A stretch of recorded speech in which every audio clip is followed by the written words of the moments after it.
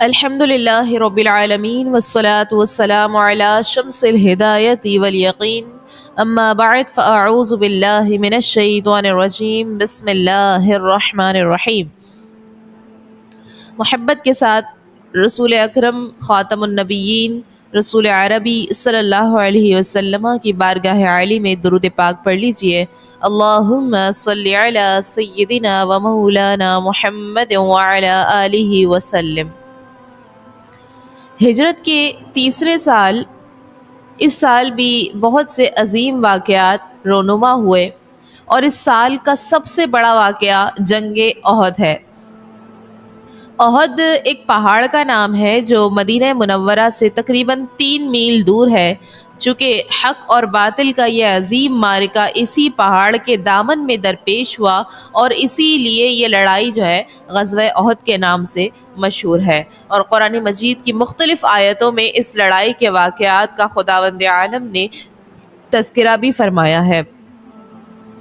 جنگ بدر میں 70 کفار قتل اور 70 گرفتار ہوئے تھے، اور جو قتل ہوئے ان میں سے اکثر کفار قریش کے سردار بلکہ تاجدار تھے۔ اس بنا پر مکے کا ایک ایک گھر ماتم کدا بنا ہوا تھا، اور قریش کا بچہ بچہ جوش انتقام میں آتش غیظ و غضب کا تنور بن کر مسلمانوں سے لڑنے کے لیے بے قرار تھا۔ عرب خصوصاً قریش کا یہ طرہ امتیاز تھا کہ وہ اپنے ایک ایک مقتول کے خون کا بدلہ لینے کو اتنا بڑا فرض سمجھتے تھے جس کو ادا کیے بغیر گویا ان کی ہستی قائم نہیں رہ سکتی تھی۔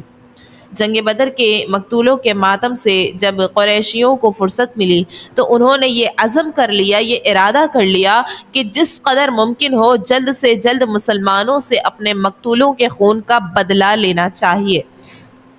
ابو جہل کا بیٹا اکرمہ اور امیہ کا لڑکا صفوان اور دوسرے کفار قریش جن کے بھائی، باپ، بیٹے جنگ بدر میں قتل ہو چکے تھے، سب کے سب ابو سفیان کے پاس گئے اور کہا کہ مسلمانوں نے ہماری قوم کے تمام سرداروں کو قتل کر ڈالا ہے، اس کا بدلہ لینا ہمارا قومی فریضہ ہے، تو لہٰذا ہماری خواہش ہے کہ قریش کے مشترکہ تجارت میں امثال جتنا نفع ہوا ہے وہ سب قوم کے جنگی فنڈ میں جمع ہو جانا چاہیے، اور اس رقم سے بہترین ہتھیار خرید کر اپنی لشکری طاقت بہت جلد مضبوط کر لینی چاہیے، اور پھر ایک عظیم فوج لے کر مدینے پر چڑھائی کر کے بانی اسلام اور مسلمانوں کو دنیا سے نیست اور نابود کر دینا چاہیے۔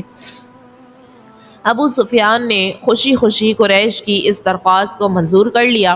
لیکن قریش کو جنگ بدر سے یہ تجربہ ہو چکا تھا کہ مسلمانوں سے لڑنا کوئی آسان کام نہیں ہے۔ آندھیوں اور طوفانوں کا مقابلہ، سمندروں کی موجوں سے ٹکرانا، پہاڑوں سے ٹکر لینا بہت آسان ہے، مگر محمد رسول اللہ صلی اللہ علیہ وسلم کے عاشقوں سے جنگ کرنا یہ بہت ہی بڑا مشکل کام ہے۔ اس لیے انہوں نے اپنی جنگی طاقت میں بہت اضافہ کرنا نہایت ضروری خیال کیا۔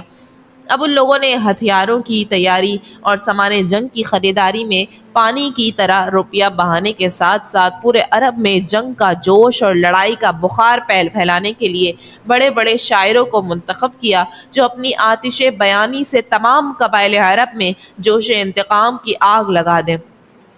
عمر جحمی اور مسافع یہ دونوں اپنی شاعری میں طاق اور آتش بیانی میں شہرا آفاق تھے۔ ان دونوں نے باقاعدہ دورہ کر کے تمام قبائل عرب میں ایسا جوش اور اشتعال پیدا کر دیا کہ بچہ بچہ خون کا بدلہ، خون کا نعرہ لگاتے ہوئے مرنے اور مارنے پر تیار ہو گیا، جس کا نتیجہ یہ ہوا کہ ایک بہت بڑی فوج تیار ہو گئی۔ مردوں کے ساتھ ساتھ بڑے بڑے معزز اور مالدار گھرانوں کی عورتیں بھی جوش انتقام سے لبریز ہو کر فوج میں شامل ہو گئیں۔ جن کے باپ، بھائی، بیٹے شوہر جنگ بدر میں قتل ہوئے تھے، ان عورتوں نے قسم کھا لی تھی کہ ہم اپنے رشتہ داروں کے قاتلوں کا خون پی کر ہی دم لیں گے۔ حضور صلی اللہ علیہ وسلم کے چچا حضرت حمزہ رضی اللہ عنہ نے ہند کے باپ عتبہ اور جبیر بن مطعم کے چچا کو جنگ بدر میں قتل کیا تھا، اور اسی بنا پر ہند نے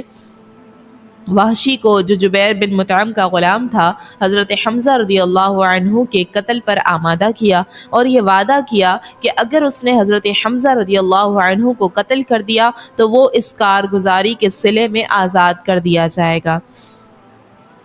الغرض بے پناہ جوش و خروش اور انتہائی تیاری کے ساتھ لشکر کفار مکہ سے روانہ ہوا اور ابو سفیان اس لشکر جرار کا سپہ سالار بنا۔ حضور صلی اللہ علیہ وسلم کے چچا حضرت عباس رضی اللہ عنہ جو خفیہ طور پر مسلمان ہو چکے تھے اور مکے میں رہتے تھے، انہوں نے ایک خط لکھ کر حضور صلی اللہ علیہ وسلم کو کفار قریش کی لشکر کشی سے مطلع کر دیا۔ جب آپ صلی اللہ علیہ وسلم کو یہ خوفناک خبر ملی تو آپ نے 5 شوال 3 ہجری کو حضرت عدی بن فضالہ رضی اللہ عنہ کے دونوں لڑکوں حضرت انس اور حضرت مونس رضی اللہ تعالی عنہما کو جاسوس بنا کر کفار قریش کے لشکر کی خبر لانے کے لیے روانہ فرمایا۔ ان دونوں نے آ کر یہ پریشان کن خبر سنائی کہ ابو سفیان کا لشکر مدینے کے بالکل قریب آ گیا ہے اور ان کے گھوڑے مدینے کی چراگاہ کی تمام گھاس چر گئے ہیں۔ یہ خبر سن کر 14 شوال 3 ہجری جمعہ کی رات میں حضرت سعد بن معاذ، حضرت اسید بن حضیر، حضرت سعد بن عبادہ ہتھیار لے کر چند انصاریوں کے ساتھ رات بھر کاشانہ نبوت کا پہرا دیتے رہے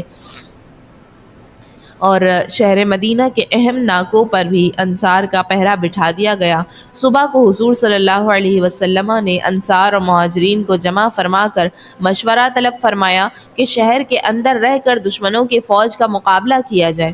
یا شہر سے باہر نکل کر جو ہے وہ میدان میں یہ جنگ لڑی جائے۔ مہاجرین نے عام طور پر اور انصار میں سے بڑے بوڑھوں نے یہ رائے دی کہ عورتوں اور بچوں کو قلعوں سے محفوظ کر دیا جائے اور شہر کے اندر رہ کر دشمنوں کا مقابلہ کیا جائے۔ منافقوں کا سردار عبداللہ بن ابی بھی اس مجلس میں موجود تھا۔ اس نے بھی یہی کہا کہ شہر میں پناہ گیر ہو کر کفار قریش کے حملوں کی مدافعت کی جائے،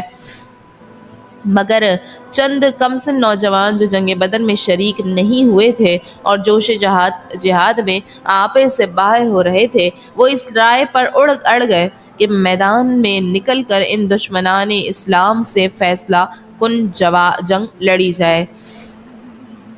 حضور صلی اللہ علیہ وسلم نے سب کی رائے سن لی، پھر مکان میں جا کر ہتھیار زیب تن فرمایا اور باہر تشریف لائے۔ اب تمام لوگ اس بات پر متفق ہو گئے کہ شہر کے اندر ہی رہ کر کفار قریش کے حملوں کو روکا جائے، مگر حضور صلی اللہ علیہ وسلم نے فرمایا کہ پیغمبر کے لیے یہ زیبا نہیں دہ ہے کہ ہتھیار پہن کر اتار دے یہاں تک کہ اللہ تعالیٰ اس کے اور اس کے دشمنوں کے درمیان فیصلہ فرما دے۔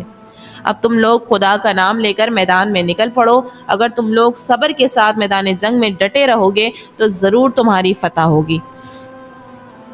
اس کے بعد حضور صلی اللہ علیہ وسلم نے انصار کے قبیلہ اوس کا جھنڈا حضرت اسید بن حضیر رضی اللہ تعالی عنہ کو اور قبیلہ خزرج کا جھنڈا حضرت خباب بن منذر رضی اللہ عنہ کو اور مہاجرین کا جھنڈا حضرت علی رضی اللہ عنہ کو دیا اور 1000 کی فوج لے کر مدینے سے آپ باہر نکلے۔ شہر سے نکلتے ہی آپ نے دیکھا کہ ایک فوج چلی آ رہی ہے۔ آپ نے پوچھا کہ یہ کون لوگ ہیں؟ لوگوں نے عرض کیا کہ یا رسول اللہ صلی اللہ علیہ وسلم، یہ رئیس المنافقین، منافقوں کا رئیس یعنی سردار عبداللہ بن ابی کے حلیف یہودیوں کا لشکر ہے جو آپ کی امداد کے لیے آ رہا ہے۔ تو آپ صلی اللہ علیہ وسلم نے ارشاد فرمایا کہ ان لوگوں سے کہہ دو کہ واپس لوٹ جائیں، ہم مشرکوں کے مقابلے میں مشرکوں کی مدد نہیں لیں گے۔ اب یہودیوں کا یہ لشکر واپس چلا گیا۔ پھر عبداللہ بن ابی منافقوں کا جو سردار تھا، وہ بھی جو 300 آدمیوں کو لے کر حضور کے ساتھ آیا تھا، یہ کہہ کر واپس چلا گیا کہ محمد صلی اللہ علیہ وسلم نے میرا مشورہ قبول نہیں کیا اور میری رائے کے خلاف میدان جنگ میں نکل پڑے، تو لہٰذا میں ان کا ساتھ نہیں دوں گا۔ عبداللہ بن ابی کی بات سن کر قبیلہ خزرج میں سے بنو سلمہ کے اور قبیلہ اوس میں سے بنو حارثہ کے لوگوں نے بھی واپس لوٹ جانے کا ارادہ کر لیا، مگر اللہ تعالیٰ نے ان لوگوں کے دلوں میں اچانک محبت اسلام کا ایسا جذبہ پیدا فرما دیا کہ ان لوگوں کے قدم جم گئے۔ اللہ تعالیٰ نے قرآن مجید میں ان لوگوں کا تذکرہ فرماتے ہوئے ارشاد فرمایا کہ جب تم میں کہ 2 گروہوں کا ارادہ ہوا کہ نامردی کر جائیں اور اللہ ان کا سنبھالنے والا ہے اور مسلمانوں کو اللہ ہی پر بھروسہ ہونا چاہیے۔ اب حضور صلی اللہ علیہ وسلم کے لشکر میں کل 700 صحابہ کرام رہ گئے، جن میں کل 100 زرہ پوش تھے، زرہ پہنے ہوئے تھے، اور کفار کی فوج میں 3000 جو ہے وہ لشکر تھا، جن میں 700 جو ہے وہ زرہ پوش جوان اور 200 گھوڑے، 3000 اونٹ اور 15 عورتیں ان میں شامل تھیں۔ مشرکین تو 12 شوال 3 ہجری بدھ کے دن ہی مدینے کے قریب پہنچ کر کوہ احد پر اپنا پڑاؤ ڈال چکے تھے، مگر حضور اکرم صلی اللہ علیہ وسلم 14 شوال 3 ہجری بعد نماز جمعہ مدینے سے آپ روانہ ہوئے، رات کو بنو نجار میں رہے اور 15 شوال ہفتے کے دن نماز فجر کے وقت آپ نے احد میں پہنچے۔